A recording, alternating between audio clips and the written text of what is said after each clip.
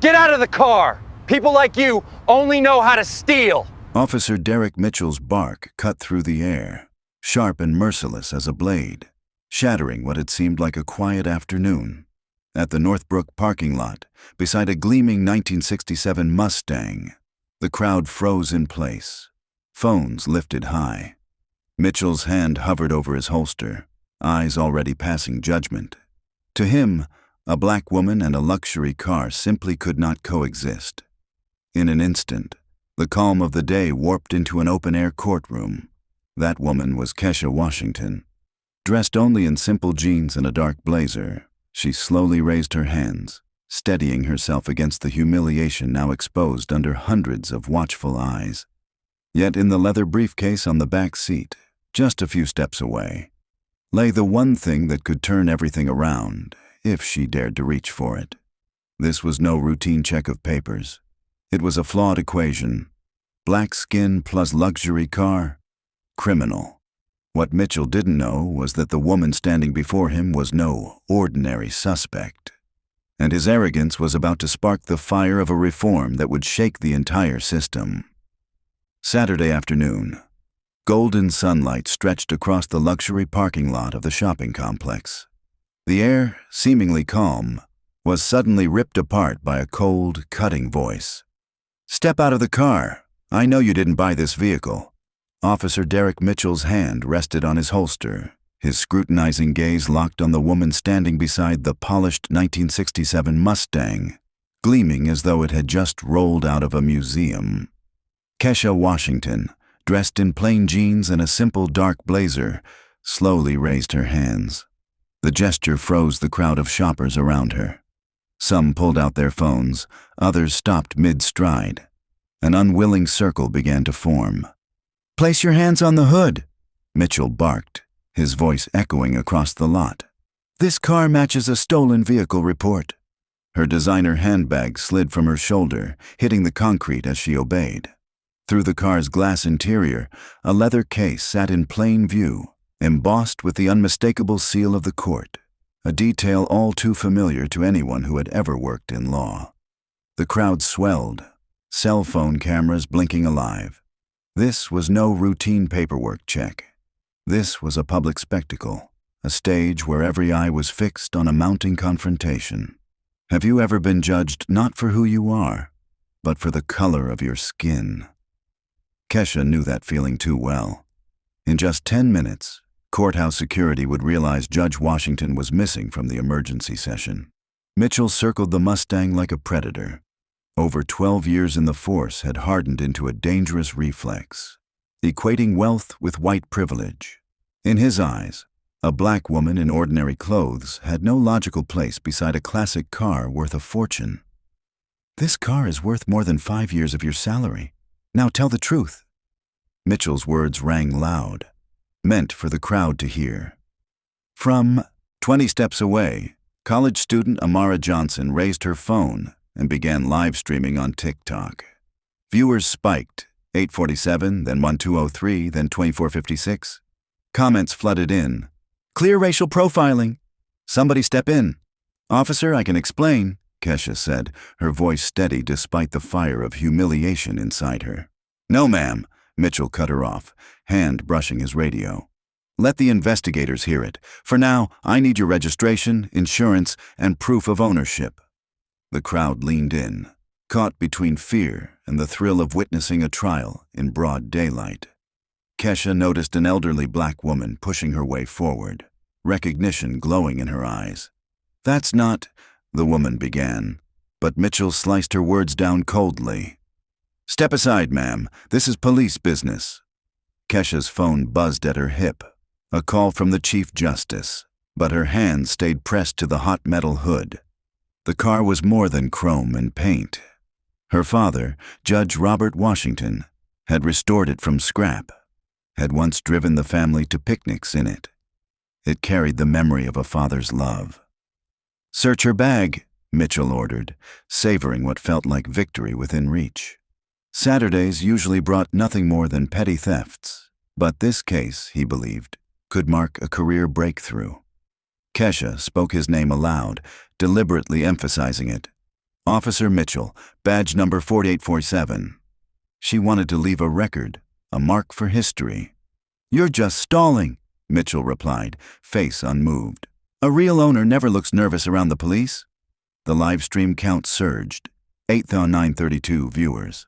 Amara's battery dipped to 34%, but she couldn't stop filming. She understood. This wasn't just content. It was living evidence of what civil rights textbooks still reduced to theory. Through the glass, sunlight glinted off the leather case. An embossed court file, a first-class boarding pass from Washington, D.C., and an expired VIP parking pass from Kesha's old car. Clear signs of her identity. But in this situation, reaching for them would only deepen Mitchell's suspicion. The phone buzzed again. An emergency meeting on police accountability reform was underway. Her vote, the deciding vote, hung in limbo. "How did you get this car?" Mitchell pressed, performing for the crowd. "It belonged to my father, Judge Robert Washington," Kesha replied. A ripple spread. The name was not unknown, but Mitchell remained cold. "Anyone can claim that. I need papers." The elderly woman tried once more to push forward, but was held back by others. Helplessness filled her eyes. A mall security guard approached, speaking quietly. "Everything okay here, officer?" "Just handling a suspected stolen vehicle," Mitchell answered, already calling for backup. The word search slipped from his lips like a spark. The crowd stirred, agitated. Phones went up higher. Friends, reporters, everyone was being called. Kesha stood motionless, knowing how quickly reports could twist the truth. Non-compliant. Hostile crowd. Just a few phrases could flip a victim into a perpetrator, and this time, she, a state Supreme Court judge, was the one on display. Minutes remained. Right before her, the leather case sat silently on the seat, holding every piece of evidence that could end this nightmare. But she couldn't move. One wrong reach could escalate, could ignite. All her years in the judiciary had taught her. Silence and patience could be power. Sirens tore through the mall air. 2 patrol cars screeched into the lot, red and blue lights scattering shards of color across the crowd. Sergeant Reynolds stepped out of the first car. 23 years in the force showed in his calm stride and careful eyes. "What's going on here, Mitchell?" he asked. Mitchell puffed out his chest, speaking clearly as if reciting a report. "Possible vehicle theft. The subject claims this Mustang belonged to her father, but she has failed to produce valid documentation." Reynolds studied Kesha for a long moment, sensing something was off. This woman did not look like a street criminal. Yet by procedure, he was expected to side with his fellow officer. "Ma'am, please step away from the vehicle so we can proceed with the investigation." At the same time, Amara's phone buzzed. The live stream viewership had crossed 23,000. Her battery sat at only 28%, but she didn't dare stop. Comments flooded in. "Bots, Black Lives Matter, Satz justice for Judge Washington." One line stood out. "Wait, Judge Washington?" From the second patrol car, Officer Janet Torres stepped out. 5 years on the force had taught her caution in sensitive situations. She immediately set up a perimeter around the scene and activated her body camera. "Sergeant, we need to keep order. The crowd is tense. Media's already here." Sure enough, a local news van pulled into the lot, antenna rising. Reporter Jennifer Martinez and her cameraman were ready, drawn by the viral wave spreading across social media. In the crowd, Dorothy Hayes, silver-haired, hands trembling with arthritis, pulled out her phone as well. She had spent 40 years in the court system. She recognized those intelligent, composed eyes anywhere. "Officers," Kesha's voice cut through, carrying the same authority she wielded from the bench. "I understand your concerns, but I need to make a phone call. This is leading to a serious misunderstanding." "No calls," Mitchell snapped, cuffs already in hand. "Turn around, hands behind your back." The crowd roared in protest. Someone shouted, "She isn't resisting." Another voice rose, "This is harassment." A teenager with purple hair raised her phone, filming from another angle. Reynolds raised a hand for silence. His radio crackled with reports. domestic disputes, a shoplifting call. He knew this scene was draining every resource. "Listen," Reynolds said, his voice more conciliatory. "If you can provide your registration and insurance, we can clear this up quickly." Kesha's phone buzzed again. Fourth time. The Chief Justice. Only 5 minutes left. "My documents are in my briefcase," she said slowly. "On the back seat." Mitchell moved instantly. "I'll retrieve them as evidence." "There are confidential court files in there," Kesha snapped. "You are not authorized." "If you've got nothing to hide, why object?" Mitchell smirked. The words struck deep. Classified cases, attorney-client privilege, ongoing trials. If that case was opened carelessly, the legal fallout could be catastrophic. "Officer, I invoke the Fourth Amendment. You cannot search my vehicle or personal belongings without a warrant." "The Fourth Amendment?" Mitchell sneered. "What could be clearer than probable cause of theft?" At that moment, Mall Security Chief Carlos Rodriguez approached. A decade of experience told him this situation was spiraling far beyond private security authority. "Officers, management is concerned about business impact. How much longer will this take?" "As long as necessary," Mitchell shot back. "This is a criminal investigation." Torres leaned toward Reynolds, whispering, "Sergeant, the live stream's blowing up. Over 40,000 viewers now." Reynolds felt the weight pressing in. In this era, every move by police was dissected in real time. One misstep could end a career, ignite protests, or trigger a federal probe.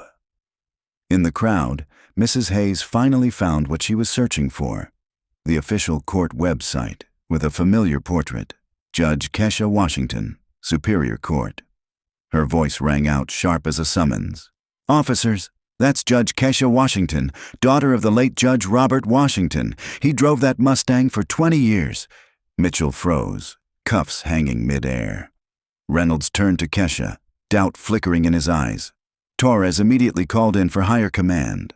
On Amara's phone, the viewer count soared. 45,678.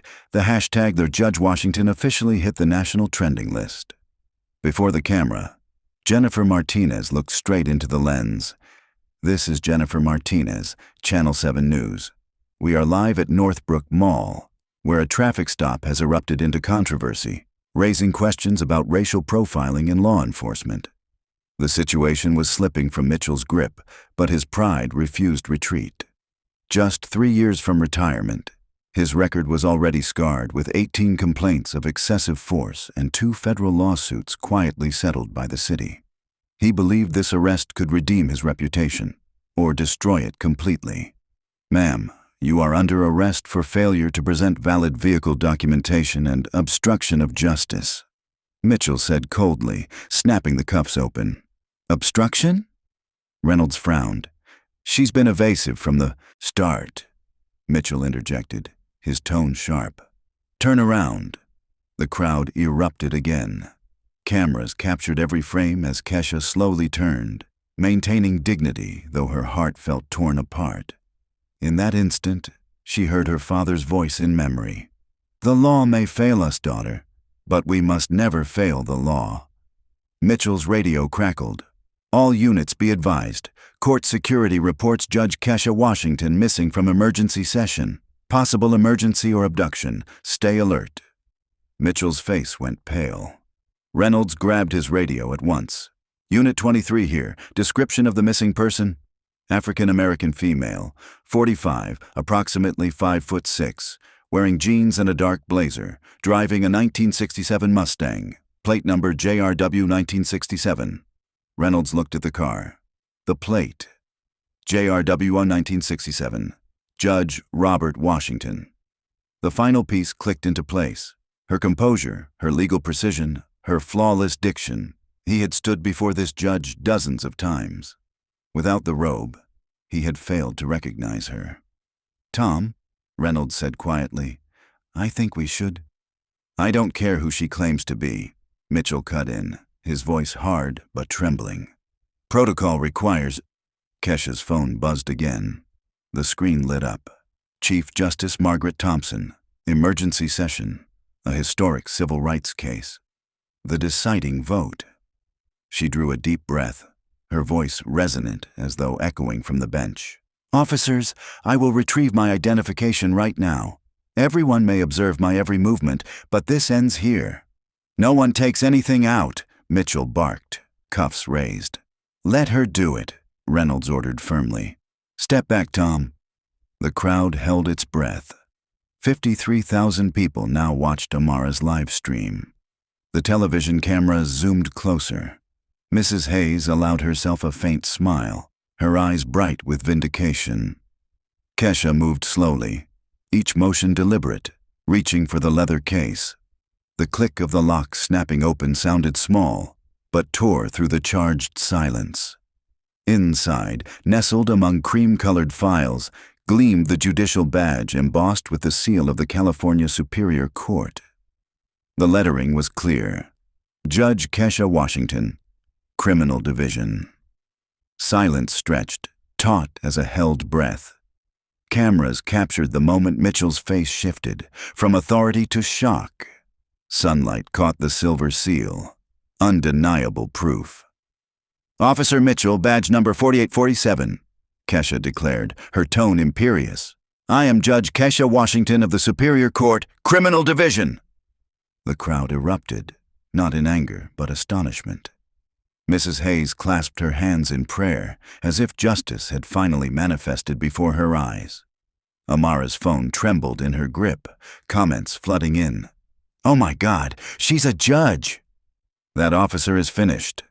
Reynolds stepped forward, his voice unsteady. Your Honor, we had no idea. Of course you didn't, Kesha replied, snapping the case shut. Because all you saw was a black woman beside an expensive car, and you assumed that equaled a criminal. No evidence required. Mitchell stood frozen, cuffs dangling uselessly. The false equation he had trusted, black luxury won by theft, collapsed completely. And now, before him, was not just a citizen, but the very judge who had challenged his reports and witnesses in court more than once. This car, Kesha continued, her voice rising with force, belonged to my father, Judge Robert Washington, who served this county for 32 years, and now I sit in the very seat he once held, presiding over the same court your department still testifies before. She pulled out another document, the vehicle registration, clearly showing the transfer from Robert Washington's estate to her name 18 months earlier. This is what you could have seen immediately, had you acted with professionalism instead of prejudice. Reporter Jennifer Martinez pressed in, microphone extended. Your Honor, do you have any comment on what just happened? Kesha fixed her gaze on Mitchell, her voice low but ringing. I could speak about the failure of training that leads to bias. I could speak about how my Fourth Amendment rights were trampled. And I could speak about the public humiliation endured by a sitting judge, solely because of her skin color. Viewership shot past 60,000, spilling into national news broadcasts. The name Judge Washington surged to the top of trending lists, alongside racial profiling and police accountability. Officer Torres stepped closer, her body camera capturing every word, knowing this moment would replay millions of times in history. Your Honor, we sincerely apologize for this misunderstanding, Torres began. Misunderstanding? Kesha cut in, eyes razor sharp. A misunderstanding is when someone gives the wrong directions. This was not a misunderstanding. This was prejudice. This was discrimination. This was the systemic presumption that a black woman cannot lawfully own anything of value. Mitchell finally managed to speak, but his voice was thin, hollow. Judge Washington, I was only following protocol. Protocol? Kesha arched a brow, her expression identical to the one she wore when dismantling a false testimony in court. Does your protocol include assuming theft based on skin color? Does your protocol include denying a citizen the chance to present documents? Does your protocol include threatening arrest when they invoke constitutional rights?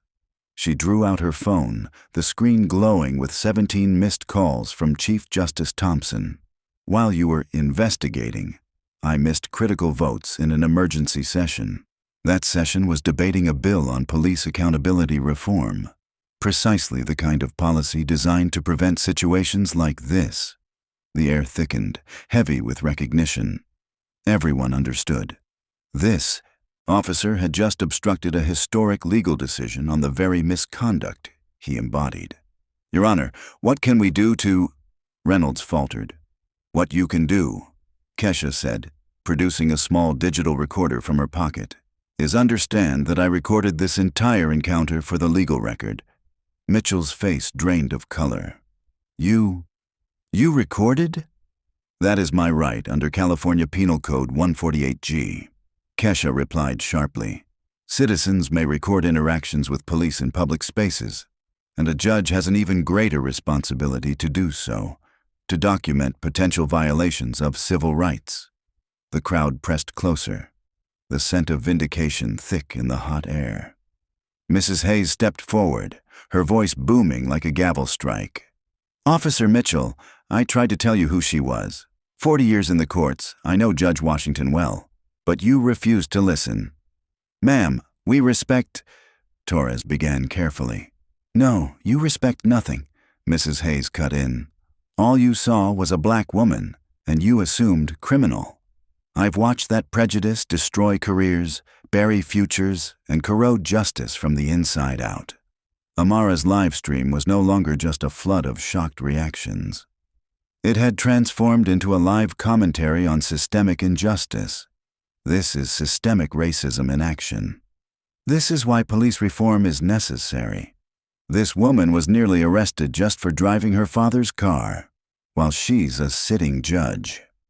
Viewership spiked to 75,000.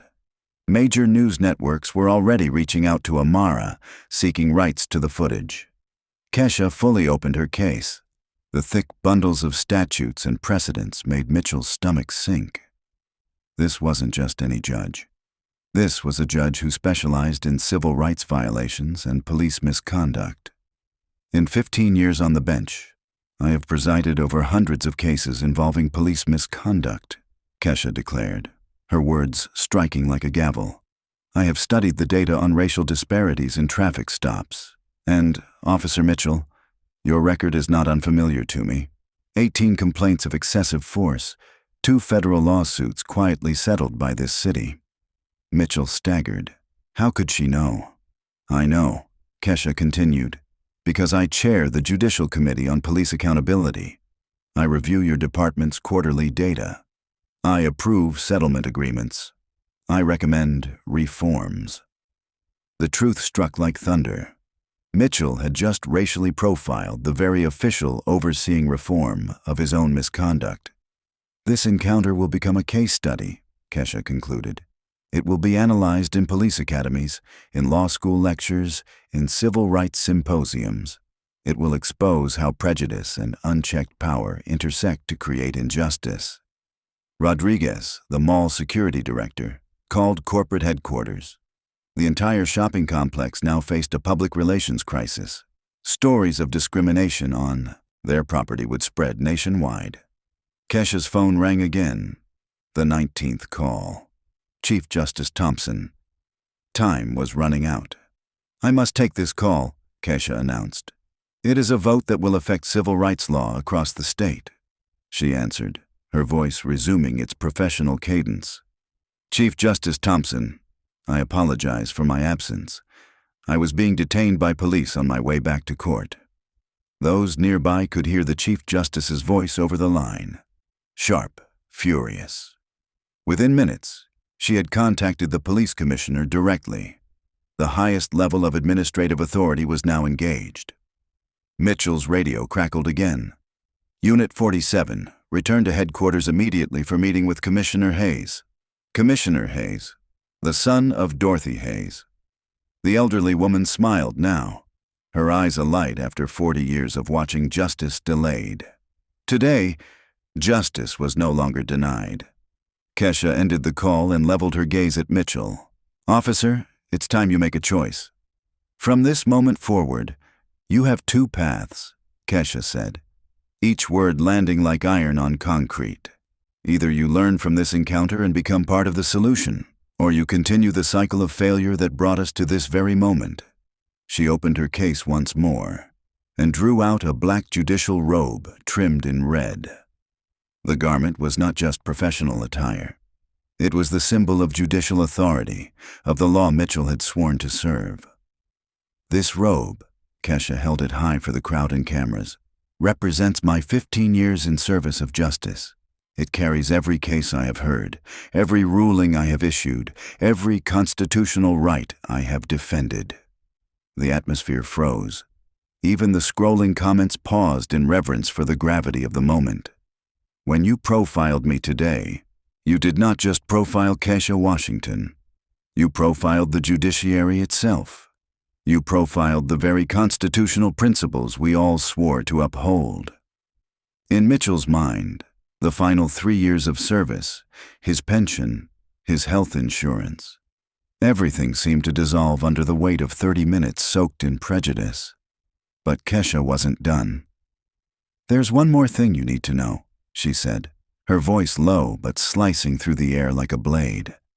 "The emergency session I missed today, it was to cast the deciding vote in case 2024 CR 8847, the federal civil rights lawsuit against you." Mitchell's face went white. The case he had prayed would vanish in bureaucracy had just materialized in front of him. The woman he had humiliated was the judge presiding over it. Plaintiff Angela Rodriguez, Kesha continued, alleges that you racially profiled her in a traffic stop 18 months ago. Sound familiar? Same shopping mall, same baseless assumption, same behavioral pattern. The live stream crossed 90,000 viewers. Amara held her breath, her hands trembling but steady on the phone. Everyone knew. They were witnessing legal history unfold in real time. "Your Honor, Officer Mitchell was just following protocol," Reynolds tried to salvage. "Protocol." Kesha opened the case again, pulling out a thick blue-bound volume. "California Penal Code Par 135 prohibits discrimination on the basis of race, color, or national origin. Your so-called protocol violated state law, and under 42 U.S.C. Bar 1983, Mitchell's conduct constitutes a violation of federal civil rights. The damages alone could exceed $2.3 million based on precedent in the Ninth Circuit Court of Appeals." Torres immediately keyed her radio, calling command. This was no longer a misunderstanding. It was a legal bomb threatening to engulf the entire department. "Your Honor, what do you suggest we do to resolve this?" Reynolds asked quietly. Kesha smiled, the same measured smile she gave young attorneys when they posed clumsy questions. "Sergeant Reynolds, are you asking a judge to negotiate away a violation of her own civil rights? Justice does not operate like that." The crowd erupted in cheers. Mrs. Hayes stepped forward, her voice carrying the authority of 40 years in the courthouse. "In all my years of service, I have never witnessed such blatant disregard for human dignity." "Indeed," Kesha nodded, "but this isn't only about dignity. It is about systemic failure, and only systemic solutions can repair it." She turned to face the television cameras, her voice steady, resolute. "Officer Mitchell is not just an individual. He represents a pattern of conduct that erodes public trust in law enforcement. According to Department of Justice statistics, Black drivers are 31% more likely to be stopped, 44% more likely to be searched, even though they are 26% less likely to carry contraband than white drivers." Mitchell's voice trembled. "Your Honor, I misjudged." "Misjudged?" Kesha raised an eyebrow. "You threatened to arrest me for invoking the Fourth Amendment. You presumed guilt solely on skin color. You ignored the testimony of a witness like Mrs. Hayes. You denied me the chance to present documentation. This is not misjudgment. This is constitutional violation." At that moment, Security Chief Rodriguez stepped up, his phone on speaker. A corporate attorney's voice echoed through. "Judge Washington, Northbrook Mall deeply regrets this incident and pledges full cooperation in any investigation." "Regret is not enough," Kesha answered firmly. "Your mall's security policies enable discrimination to occur. Your liability extends beyond this incident. It encompasses every discriminatory act your staff witnessed but failed to prevent. She withdrew another file, a petition on corporate liability for racial discrimination on private property, citing California Civil Code, Paragraph 1.7. Malls across this state will now be forced to review policies, retrain staff, and enforce anti-discrimination standards if they hope to avoid similar lawsuits. Silence fell on the line. The entire retail sector of California now faced tremors. Sirens blared as a convoy of official vehicles pulled in. Police Commissioner Hayes emerged, his presence marked by 3 decades of command and a reputation for accountability. The first sight that met his eyes, his own mother, Dorothy Hayes, standing proud in the crowd, her gaze radiant with vindication after decades of seeing justice delayed. Before him, his officers stood at the heart of a scandal that could end careers. Judge Washington, Commissioner Hayes began solemnly, I apologize for the blatant violation of your rights and dignity. Commissioner, your apology is noted, but responsibility cannot end with words, Kesha replied firmly. Officer Mitchell's actions were not random. They reflect systemic training failures, undermine community trust, and expose your department to immense legal risk. She opened her file, pointing to a figure. In the past 3 years, the Municipal Risk Management Insurer has paid out $847,000 in settlements for racial discrimination claims tied to your department. Mitchell alone accounts for $312,000 of that. Hayes's jaw tightened. He knew ballooning insurance payouts were draining police budgets statewide. If civil rights violations weren't curbed, premiums would skyrocket beyond affordability, or contracts would be canceled outright. What specific remedy do you propose? Hayes asked, aware that a judge's recommendation could set a binding precedent. Kesha closed her case with finality. Her decision was clear. Mitchell has 3 options, and this choice will determine not only his career, but the direction of police reform in this county. The air stilled. Nearly 100,000 people watched live, bearing witness as a judge delivered an ultimatum in the middle of a parking lot. Option 1.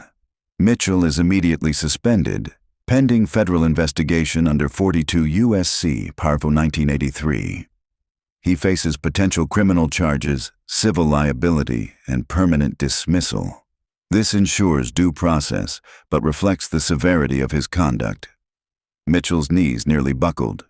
Criminal prosecution meant the loss of his pension, his family's financial security gone. Option 2. Mitchell accepts voluntary demotion, completes 200 hours of implicit bias training, and becomes a mandatory case study in the police academy. He will testify before the state legislature about the dangers of racial profiling and serve as a voice for reform. This is a chance for redemption through education and service. The crowd murmured, hope flickering. Real change could begin with those who had once erred. Option 3. Mitchell retires immediately with full benefits, acknowledging that his mindset is outdated and has no place in the profession. He avoids prosecution but forever leaves law enforcement behind. Commissioner Hayes understood the dilemma clearly. Option 3 removed immediate risk. Option 2 created the possibility of reform. Option 1 enforced accountability with full force, but risked political and media fallout of seismic proportions. You have 60 seconds, Kesha declared, her voice striking like a judge's gavel. Your decision will be binding and effective immediately. Mitchell looked down at his hands, still clutching the cuffs he had nearly snapped onto a sitting judge. 18 complaints, 2 federal lawsuits, and an entire career had collapsed into this single moment. Reynolds placed a hand on his shoulder. Tom, think about your family. Think about your future. Torres activated her body camera, ensuring every word was preserved. Nearly 98,000 people on the live stream held their breath. 30 seconds left, Kesha reminded him. Mitchell swallowed hard. His whole life, his pension, his legacy, dangled on one choice. The old formula he had lived by, black plus luxury car, you're a thief, was gone. In its place stood a new equation: accountability plus change, survival. I choose option 2, Mitchell said softly, his voice trembling. I will accept demotion, complete the training, and testify publicly to my mistakes. The parking lot erupted in chatter. Nearly 104,000 people watched as a police officer chose responsibility over denial. Comments surged. He actually chose reform. We are watching history live. Kesha nodded, her gaze steady, the look she reserved for defendants who had finally owned up. Officer Mitchell, this choice shows that people can grow through accountability, but it must be enforced immediately, with verification and measurable results. Commissioner Hayes stepped forward, his tone firm. Judge Washington, I will personally oversee Mitchell's compliance with these conditions. In addition, today's incident will trigger a full review of all departmental training and accountability protocols. Commissioner, your commitment is noted, Kesha replied, drawing out one final document from her leather case. The crowd's eyes followed. This is the memorandum I drafted during this very exchange. She produced the packet, distributing copies to Commissioner Hayes, the press, and even Amara so livestream viewers could see. Inside were explicit, actionable reforms, changes powerful enough to prevent injustice from recurring, mandatory body cameras for all traffic stops, with footage reviewed by a civilian oversight board. The technology already exists. All that's needed is administrative will and $2.3 million annually. Every encounter recorded, every officer accountable. Quarterly bias training, partnered with community organizations and civil rights experts. Courses rooted in real-world scenarios, cultural competency, and de-escalation skills to dismantle racial bias. Cost, $450,000 per quarter, but the value of restored trust is incalculable. Data transparency, with monthly public reports on traffic stops by race, location, and officer name. Early detection of discriminatory patterns before they escalate into major violations. Independent community oversight board with subpoena power, including lawyers, residents, and civil rights leaders. No more biased internal investigations. Every violation examined impartially. These reforms, Kesha said, staring directly into the cameras, her voice ringing, are not punishments for police.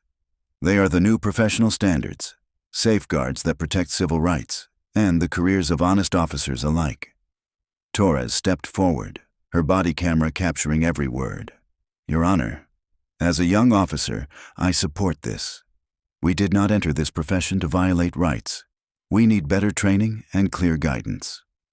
Her statement echoed through the crowd and across the live stream. A police officer publicly endorsing reform, proof that change from within was possible. Viewership surged past 135,000. Rodriguez, the mall security chief, stepped forward with his phone on speaker. The corporate attorney's voice broadcast, Judge Washington, Northbrook Mall commits to implementing identical oversight for our security staff. We will establish a bias reporting system and mandatory training within 60 days. The crowd stirred. Rarely did private corporations voluntarily invite oversight, but legal pressure and a media firestorm had forced their hand. Corporate America was learning, adapting, changing. Mrs. Hayes stepped up, her voice trembling but firm. Judge Washington, the way you handled today's events reflects the wisdom and dignity your father once carried. Judge Robert Washington would be proud. The mention of her father softened Kesha's composed face for just a moment. My father taught me, justice delayed is justice denied, but justice built through education becomes lasting justice. Today, this parking lot has become a classroom for change. Reynolds stepped forward, collecting Mitchell's badge, gun, radio, and ID. Symbols of authority that would only be restored if he fulfilled his commitments. The demotion was carried out publicly, proof that constitutional violations would always carry consequences. Kesha fixed her gaze on Mitchell, her voice both stern and filled with a surprising measure of compassion. Today's choice is only the beginning. Bias training is not punishment. It is an opportunity to confront the unconscious prejudices we all carry. Your testimony before the state legislature will help thousands of other officers avoid repeating your mistake." Mitchell nodded, his voice breaking. "Your Honor, I'm sorry. I was wrong about everything. Wrong about you. Wrong about my assumptions. Wrong about the true meaning of being a police officer." "An apology has value," Kesha replied, "but action has greater value. Your testimony will become part of police training curricula nationwide. That is how personal responsibility transforms into systemic reform." The live stream passed 142,000 viewers, dominating primetime news. The hashtags Judge Washington, Your Police Reform, Jan's Accountability matters surged to the top of the national trend lists. Commissioner Hayes turned to the cameras, his voice clear. "This incident reveals both the problem and the solution. Mitchell's actions were unacceptable, but his choice to accept responsibility proves change is possible. Our department will implement every reform Judge Washington has outlined." The crowd began to disperse, but everyone understood they had witnessed a turning point in history. Stories like this did not just change laws, they changed hearts and the faith of a nation. Kesha surveyed the parking lot, once the stage of humiliation, now transformed into a platform of justice. Today will not be remembered for the prejudice that occurred here, but for the reform that began here. Mitchell's false formula, black plus luxury car, surf criminal, was replaced with a new equation: personal responsibility plus systemic reform, lasting justice. 6 months late, the ripple effect of that afternoon still spread. Mitchell completed 200 hours of bias training, becoming the first officer in California's history to voluntarily testify before the state legislature about his own mistakes. The reforms drafted by Judge Washington had been adopted in multiple counties, becoming national standards. And a small parking lot in Northbrook was remembered forever, not as a site of discrimination, but as the place where justice was rewritten. Mitchell's emotional testimony before the legislature sounded like a collective confession. "I saw a black woman driving an expensive car, and I assumed that made her a criminal. I nearly destroyed a career and trampled the constitutional rights of a sitting judge, all because of biases I didn't even know I carried." That admission became the catalyst for Senate Bill 1619, the Police Accountability and Community Trust Act. The law mandated statewide body cameras, compulsory bias training, and civilian oversight boards. Within a year, 37 other states introduced similar bills, igniting a nationwide movement for police accountability, all sparked by a single afternoon at Northbrook. Judge Washington, rising above personal trauma, founded the Robert Washington Foundation for Judicial Excellence, providing scholarships and mentorship for young black attorneys. The foundation's motto, drawn from her father's words, became a rallying cry: character over color, evidence over assumption, responsibility over power. Amara Johnson's live stream became mandatory study material in police academies, law schools, and civil rights courses. Because of it, Amara won a journalism scholarship and later became a civil rights reporter, continuing to expose injustice and inspire change. At age 73, Dorothy Hayes was elected chair of the county's first civilian police oversight board. "Age gives you wisdom," she said, "but only action brings change." Even Northbrook Shopping Center transformed, installing bias reporting kiosks, creating a community advisory council, and dedicating $500,000 annually to civil rights education programs. Other retail corporations quickly followed, recognizing that community responsibility mattered as much as profit. In cultural sensitivity training sessions, a new formula was taught in place of the old prejudice: assumption plus bias. Constitutional violation, evidence plus accountability, justice. Stories born from confronting prejudice directly had become powerful tools of education and reform. 2 years later, Commissioner Hayes retired. His legacy was not of rogue officers, but of reforms that restored public trust. His mother's vindication had become his redemption. Judge Kesha Washington remained on the bench, her authority now grounded not only in law, but in lived experience. Her rulings in misconduct cases carried the weight of both legal precedent and personal truth. The 1967 Mustang still sat in her driveway, gleaming as on the day her father restored it.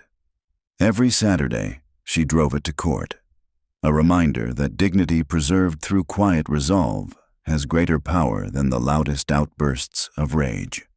The lesson remained crystal clear. When faced with injustice, we have two choices: stay silent and let prejudice endure, or speak out and force accountability to bring change. Your voice matters in this fight for justice, Kesha said into the camera. One afternoon in a Northbrook parking lot had become a historical turning point. One cruel sentence, born of prejudice, and one truth, revealed, had shifted the balance of justice. While Mitchell carried the arrogance of power, Kesha Washington chose dignity and wisdom. One sought to humiliate, the other stood to transform. And in the end, it was her calm strength that turned humiliation into the spark of reform. The message of this story is clear. When people dare to speak out, prejudice trembles, and justice finds its way. Share your own story in the comments below. Have you ever witnessed discrimination? How did you respond? And what changes do you want to see in your community? Don't forget to like, subscribe, and share this video so more people can be inspired. Because every voice, every story told, brings us one step closer to a more just and compassionate world.